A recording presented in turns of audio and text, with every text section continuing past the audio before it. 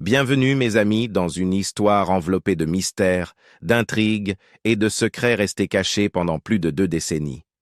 La princesse Diana, à jamais gravée dans nos cœurs en tant que princesse du peuple, nous a laissés avec bien plus que des souvenirs de sa beauté, de sa grâce et de son départ prématuré. Mais que diriez-vous si je vous disais qu'après 27 ans, quelque chose d'extraordinaire s'est produit à son dernier lieu de repos?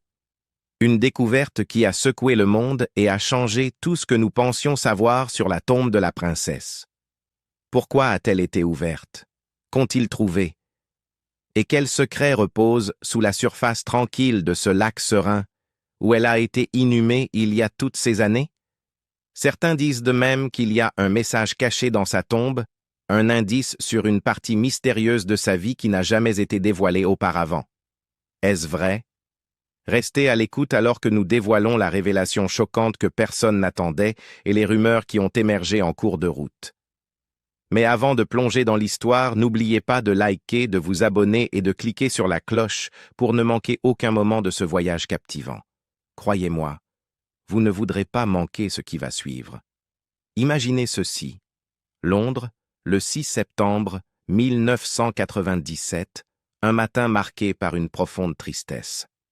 À exactement 9h08, le son solennel de la cloche du cloître de l'abbaye de Westminster a résonné, annonçant le début d'un enterrement qui allait captiver le monde entier. Ce n'était pas un enterrement ordinaire. C'était l'enterrement de Diana, princesse de Galles, une femme qui avait conquis le cœur non seulement d'une nation, mais du monde entier. La cloche a retenti alors que le cercueil de Diana, recouvert d'un drapeau simple mais digne, était transporté depuis le palais de Kensington, l'endroit qu'elle avait appelé chez elle pendant tant d'années. Un spectacle impressionnant s'est déroulé devant nous, alors que la King's Troop, accompagnée du rythme régulier des sabots, transportait le cercueil sur un char de canon, escorté par un cortège de policiers à cheval. À mesure que le cortège progressait le long du parc Hyde, il semblait que la ville elle-même retenait son souffle. Le voyage a mené au palais de St. James, où le corps de Diana était resté pendant 5 jours après son tragique décès. Et là, en symbole de respect et de deuil, le drapeau de l'Union au-dessus du palais de Kensington a été mis en berne, un hommage puissant à la vie d'une femme qui avait tant compté pour beaucoup. La cérémonie officielle a eu lieu à l'abbaye de Westminster, un lieu où l'histoire avait été faite maintes et maintes fois. 2000 personnes se sont rassemblées à l'intérieur, le cœur lourd de chagrin, tandis que des millions d'autres se sont connectés depuis le monde entier. La cérémonie, qui marquait le dernier adieu à la princesse du peuple, serait retenue comme l'un des événements les plus regardés de l'histoire. En effet, l'audience télévisée britannique a atteint un impressionnant pic de 32,10 millions de téléspectateurs, un des plus élevés dans l'histoire du Royaume-Uni. Mais ce n'était pas seulement le Royaume-Uni qui regardait. Non, le monde entier regardait en unisson, avec environ 2 à 2,5 milliards de personnes dans le monde entier suivant ce dernier adieu. Cela est devenu, sans conteste, l'un des plus grands événements télévisés de l'histoire, un témoignage de l'amour et de l'admiration que le monde éprouvait pour Diana. Du bruit tranquille de la cloche à la procession digne, des personnes en deuil à l'intérieur de l'abbaye aux millions qui regardèrent de chez eux, le monde s'est figé ce jour-là, uni dans le deuil et le souvenir. Et tandis que Diana faisait son dernier voyage vers son lieu de repos final à Althorp, le souvenir de sa vie extraordinaire resterait à jamais gravé dans les cœurs de ceux qui l'aimaient. Le jour de l'enterrement, l'atmosphère à Londres était tout simplement accablante. Une mer de fleurs bordait les portes du palais de Kensington et du palais de Buckingham, avec des milliers de personnes déjà présentes pour rendre hommage. Les rues de Londres étaient remplies de gens venus exprimer leur respect, et tandis que le cercueil, pesant 1/4 de tonne et doublé de plomb, une tradition pour la royauté britannique, était transporté dans les rues, 8 membres des Welsh Guards l'ont escorté solennellement pendant son trajet d'1h47 à travers la ville. Au sommet du cercueil se trouvaient 3 couronnes de fleurs blanches, envoyées par le frère de Diana, le comte Spencer et ses deux fils, le prince William et le prince Harry. Il y avait aussi une lettre personnelle de Harry, adressée à sa maman, un rappel déchirant de son chagrin. Le cortège a traversé le cœur de la ville, se dirigeant vers le palais de St. James. Là, le prince Philippe, le prince Charles et les fils de Diana, William et Harry, se sont joints au cortège, marchant derrière le cercueil, avec le frère de Diana à leur côté. La famille était accompagnée de représentants des œuvres de charité que Diana avait soutenues. 500 au total, chacune témoignant de son héritage de bienveillance et de charité. Mais le poids émotionnel de ce moment n'était pas seulement ressenti par ceux présents dans le cortège. Le gouvernement britannique et la famille royale avaient de sérieuses inquiétudes pour la sécurité du prince Charles, craignant que la foule ne réagisse violemment compte tenu de la tension entourant la relation entre lui et Diana. Pour prévenir tout incident, il veillait à ce que Charles soit accompagné de ses fils. Le prince Philippe, qui s'était initialement opposé à l'idée que William et Harry marchent dans le cortège, s'était finalement adouci. Il se tourna vers ses petits-fils et leur dit « Je marcherai si vous marchez ». Ce fut un moment de puissance unitaire, alors que les garçons, âgés de seulement 15 et 12 ans, étaient invités à porter le fardeau inimaginable du chagrin, marchant derrière le cercueil de leur mère devant des millions de personnes. La pression émotionnelle était accablante.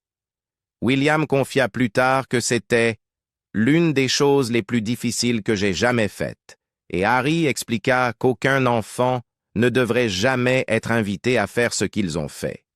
Mais, malgré la douleur émotionnelle, William considérait cela comme un acte de devoir, un équilibre nécessaire entre famille et responsabilité.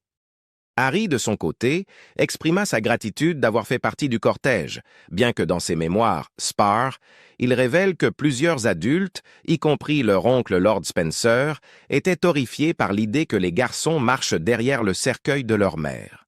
Spencer qualifia cet acte de barbare, et à un moment donné, il fut même suggéré que William marche seul.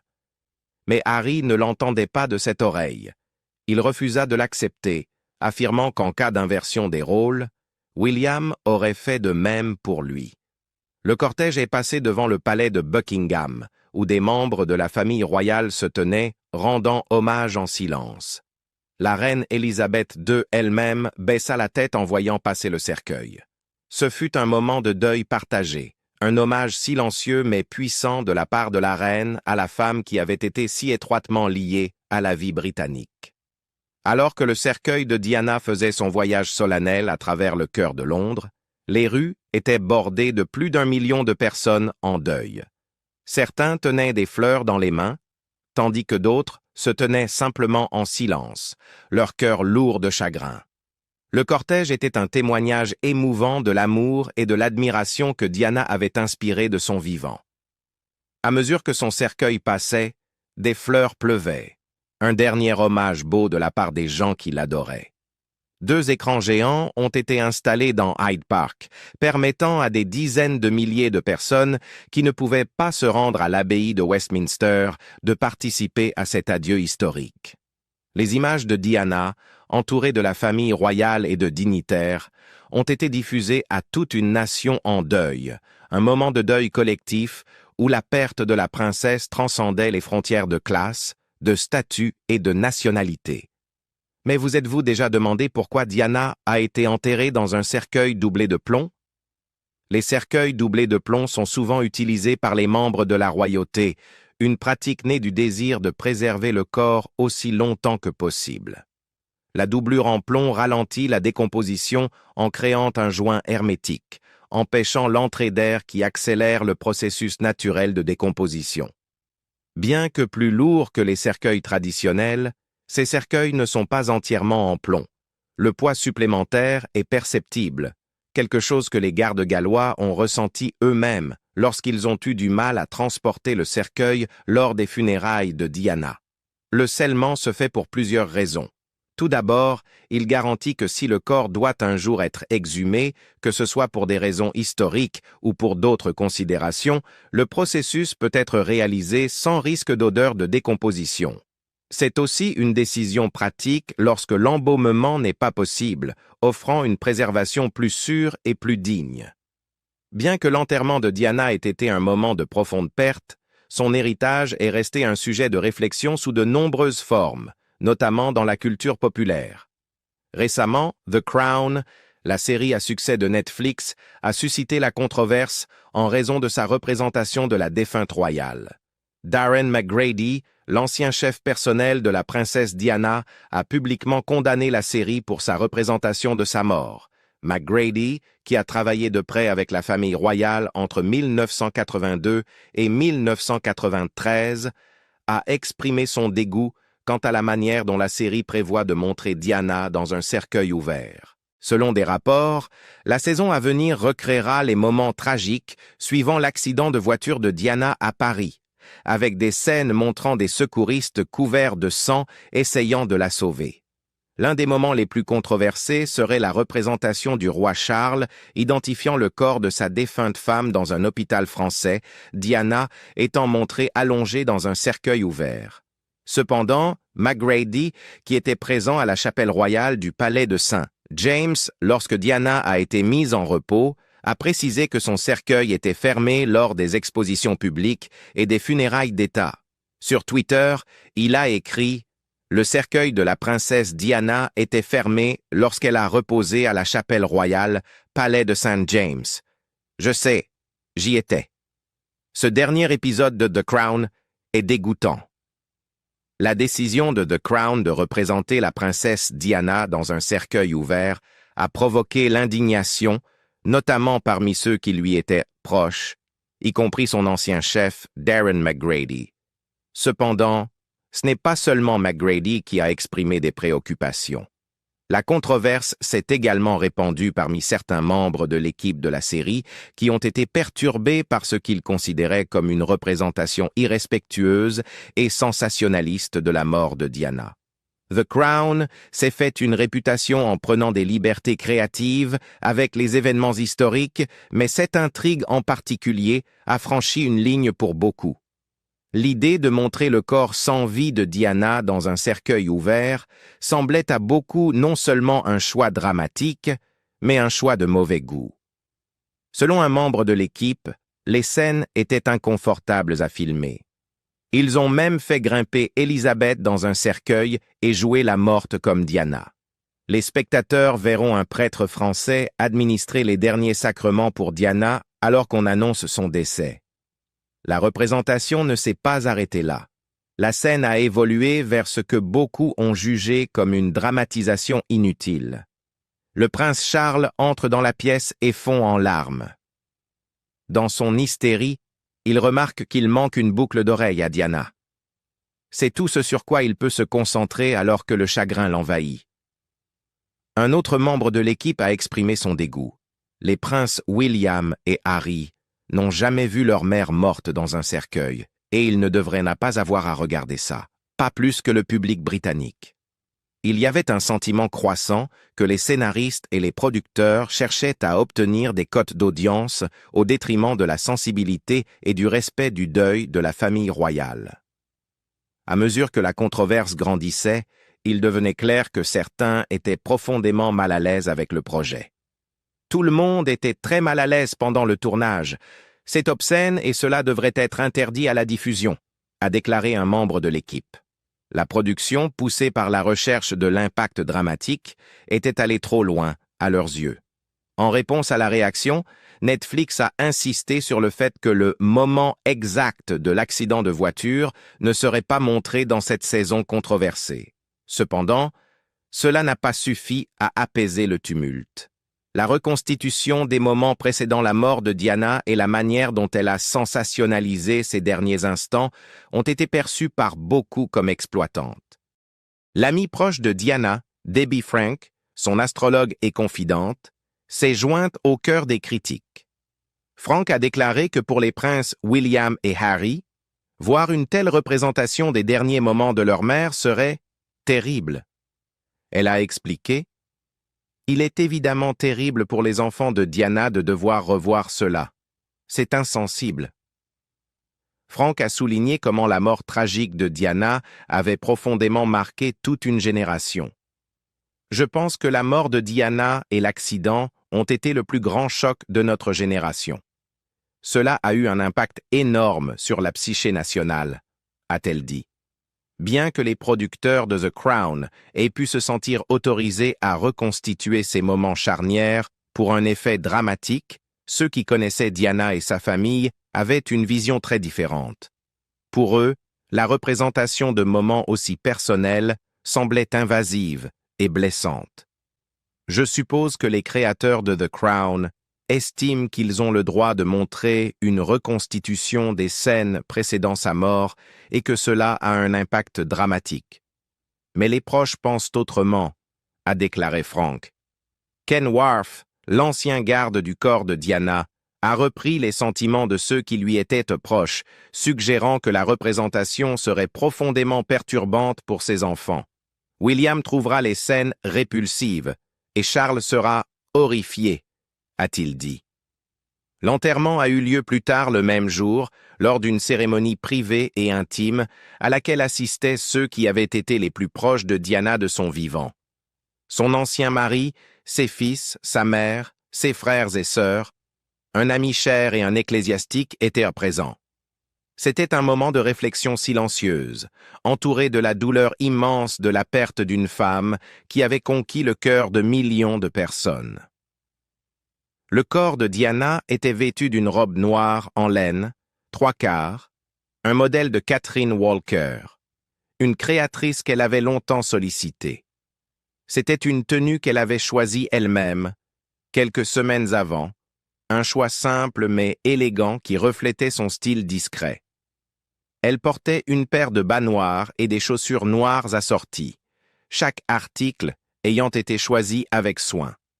Dans ses mains, elle tenait un chapelet, un cadeau intime de Mère Teresa qui était décédée la même semaine que Diana.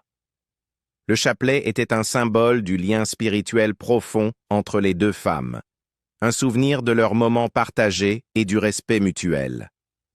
En plus du chapelet, Diana tenait une photo de ses fils, une image qui l'avait accompagnée dans nombre de ses voyages. Elle avait été retrouvée dans son sac à main après son décès, et maintenant, elle était placée dans ses mains, comme si elle l'avait tenue dans ses derniers moments. Le dernier lieu de repos de Diana se trouvait sur une île dans les terrains d'Althorpe Park, la demeure familiale des Spencer depuis des générations.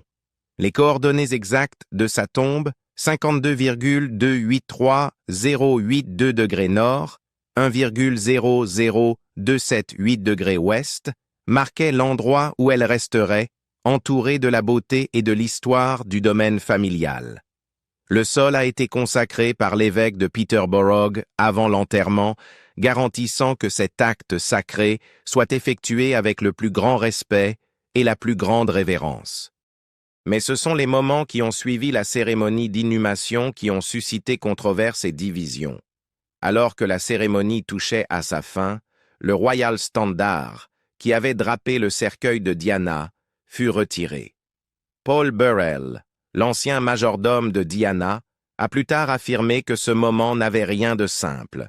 Il a déclaré que le frère de Diana, le comte de Spencer, avait enlevé le Royal Standard juste avant l'inhumation pour le remplacer par le drapeau de la famille Spencer.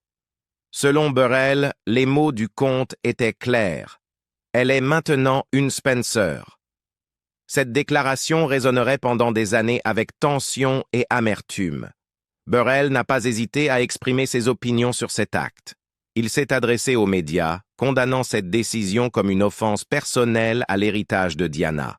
Selon lui, ce geste relevait moins de l'hommage à la volonté de Diana que d'une rivalité de longue date entre les Spencer et les Windsor. Burrell a estimé que c'était inapproprié et irrespectueux, un geste qui privait Diana du statut royal qu'elle avait toujours été fière de porter. Il insista sur le fait que Diana n'aurait jamais voulu cela et que c'était un acte délibéré d'exclusion, lui enlevant l'identité qu'elle avait si fermement défendue de son vivant. Le comte de Spencer, cependant, a vigoureusement nié les accusations de Burrell.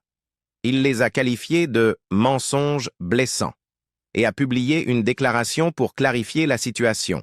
Selon lui, le retrait du Royal Standard avait été prévu à l'avance et effectué de manière digne. L'officier de la reine avait participé au processus et la décision avait été prise avec soin et respect. Pour le comte de Spencer, cet acte n'était rien de plus qu'une partie de la cérémonie officielle et non une déclaration personnelle de conflit. Malgré l'explication officielle, la tension entre la version publique et les dynamiques familiales privées demeurait, laissant un sentiment persistant de division et des questions non résolues. Diana, la bien-aimée princesse du peuple, avait été enterrée au cœur de l'histoire de sa famille, mais les derniers instants entourant son inhumation restèrent marqués par la complexité et la controverse. Dans les jours qui ont suivi le tragique décès de Diana, un plan avait été initialement mis en place pour qu'elle soit enterrée dans le caveau familial Spencer, à l'église locale de Great Brington, un village non loin de la maison ancestrale de sa famille. Cela semblait un choix naturel, un lieu pour reposer près de ses racines. Cependant, le frère de Diana, le comte de Spencer, avait de graves préoccupations. La douleur du public était accablante, et il craignait que la petite église paisible soit envahie par des visiteurs, rendant difficile d'assurer la sécurité et la confidentialité. Pour lui, il était crucial que le lieu de repos final de Diana reste accessible, mais serein. Un endroit où ses fils, William et Harry, ainsi que d'autres membres de la famille Spencer, pourraient la visiter en privé, loin du chaos. Ainsi, un nouveau plan fut mis en place. Diana serait enterrée dans un endroit isolé dans les terres d'Althorp Park, un lieu qu'elle connaissait bien. La tombe serait située sur une île dans un magnifique lac ornemental appelé The Round Oval. Ce lac pittoresque était entouré de jardins luxuriants et caché des regards du public. C'était un emplacement qui permettait à la famille de visiter en paix, de garder ses souvenirs de Diana proches, sans l'interruption constante des foules. Pour atteindre l'île, un chemin fut créé, bordé de 36 chênes. Chaque arbre marquait une année de la vie de Diana, créant un bel hommage à son parcours court mais impactant. Le chemin menait les visiteurs jusqu'à l'Ovale, où Diana reposerait enfin. Dans les eaux sereines du lac, 4 cygnes noirs glissaient sans effort, ajoutant à la tranquillité de l'endroit. Des nénuphars, les fleurs préférées de Diana, parsemaient la surface de l'eau et des roses blanches, également chères à la princesse, étaient disposées autour du lac. À l'extrémité sud du Round Oval se trouvait un pavillon, originellement dans les jardins de l'Admiralty House à Londres, maintenant servant de mémorial silencieux à Diana. Le pavillon était un lieu de réflexion, une structure qui reliait le passé de Diana à Londres avec son héritage à Althorp. À proximité, un ancien arboretum abritait des arbres plantés par la famille Spencer au fil des ans, ajoutant au sentiment d'histoire familiale et de continuité qui entourait le site. Cette décision d'enterrer Diana dans un endroit aussi isolé garantissait que son lieu de repos final resterait privé, un espace intime où la famille Spencer pourrait visiter et pleurer en paix, loin des yeux curieux du monde. Le moment de l'inhumation fut une affaire solennelle et poignante, marquée par un profond respect. Le 2e bataillon, le régiment royal de la princesse de Galles, Queen's and Royal Hampshire, eut l'honneur de porter Diana jusqu'à son dernier lieu de repos. Ce fut à eux qu'incomba le devoir solennel de la transporter jusqu'à l'île et de l'y déposer. Diana avait porté le titre de colonel en chef du régiment de 1992 à 1996, et il était donc tout à fait approprié qu'il jouât ce rôle vital lors de ses adieux. En 2023, une révélation inattendue vint de Karen, l'épouse du comte Spencer, qui éclaira l'un des mystères les plus persistants entourant le lieu de repos final de la princesse Diana. Au fil des années, il y avait eu beaucoup de spéculations sur la raison pour laquelle Diana avait été enterrée à Althorp House, dans le Northamptonshire, plutôt que dans le caveau familial Spencer de l'église locale de Great Brington. Cette question avait été posée à de nombreuses reprises, mais ce n'est que lorsque Karen décida de s'en occuper publiquement que la vérité éclata. Tout a commencé un mardi calme, lorsque Karen partagea 2 photographies sereines du lac où Diana avait été enterrée. Les photos montraient les eaux tranquilles entourées de verdure luxuriante, une scène paisible qui capturait l'essence de l'endroit où la défunte princesse de Galles avait trouvé sa paix finale. Dans la section des commentaires, un fan posa la question qui persistait depuis des années.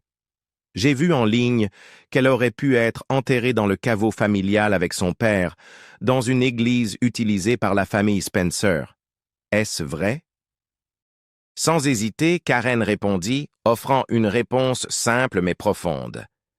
La loi au Royaume-Uni stipule qu'elle aurait dû être incinérée pour aller dans le caveau et ce n'était pas ce qu'elle voulait, donc ce n'était pas possible.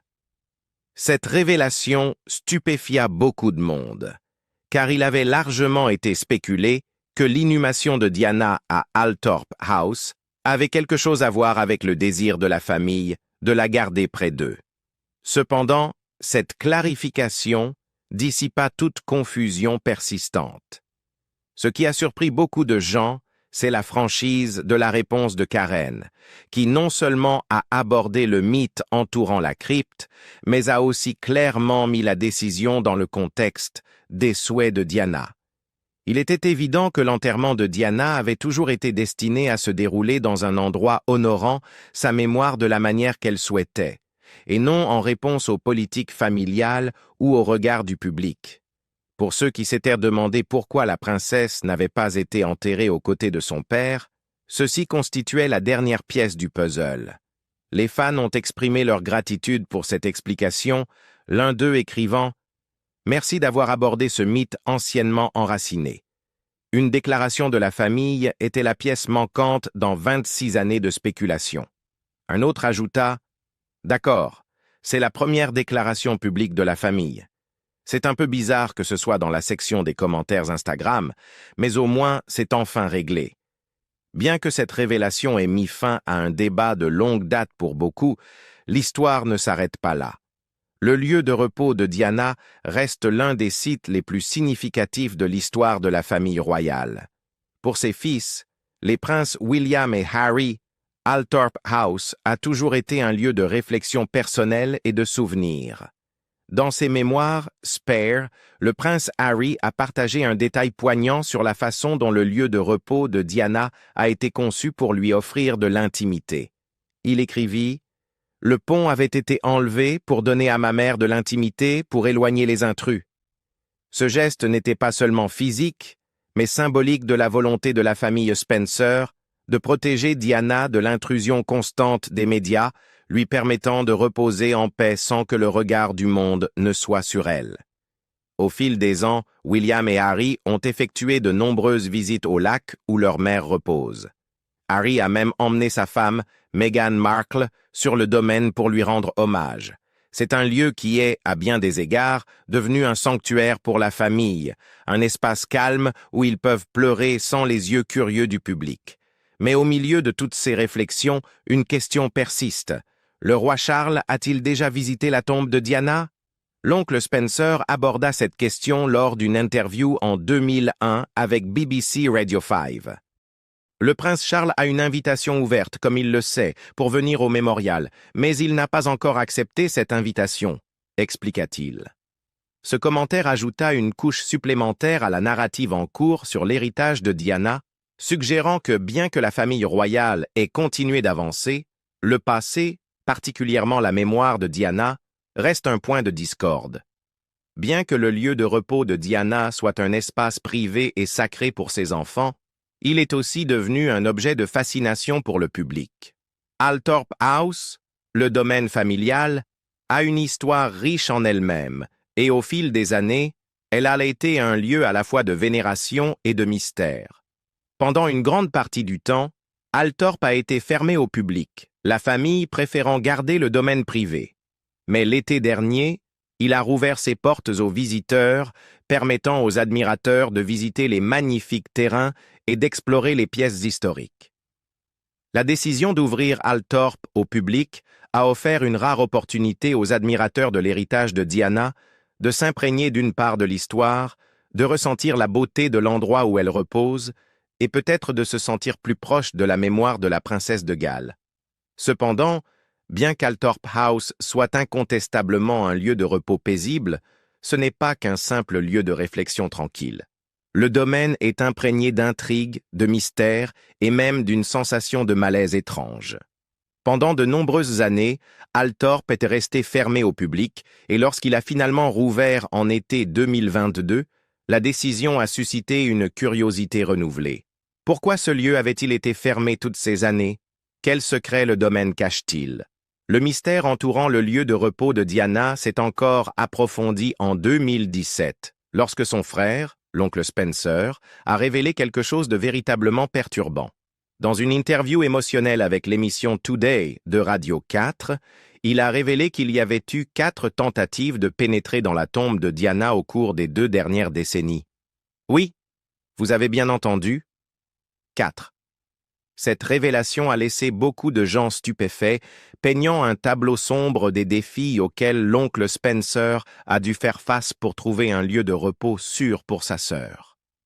Lors de l'interview, l'oncle Spencer s'est ouvert sur ses inquiétudes profondes pendant les jours chaotiques suivant la mort de Diana. Je voulais la protéger.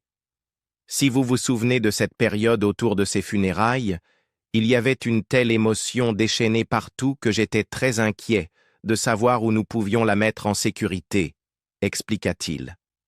L'afflux de chagrin du public, bien que sincère, a également créé une atmosphère d'imprévisibilité et de danger.